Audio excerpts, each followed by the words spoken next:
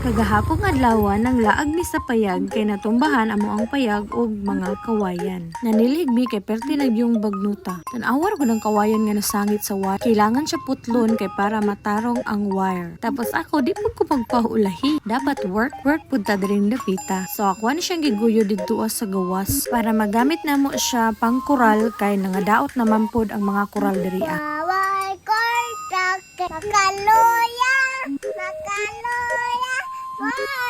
kortak. Ay, kulutan ko pa, kulutan. Hipon bayan ni sabi mura naggabas. So diri nagsugod amo ang kalbaryo gahapong adlaw. Kay nagdaog ko pangpawala sa mga wakwak sa palibot, mga lamok and everything. Si Brian pod nagdaog pod siya didto sa atubangan sa kilid. Ang ending natagbaw mi og palong sa kalayo kay ning dako man siya. Kailangan na mo patayon before pa mukalat ang kalayo. Kay impas jud mi ani sa tangkalaw. Mao ni akong giingon nga kawayan nga natumba guys.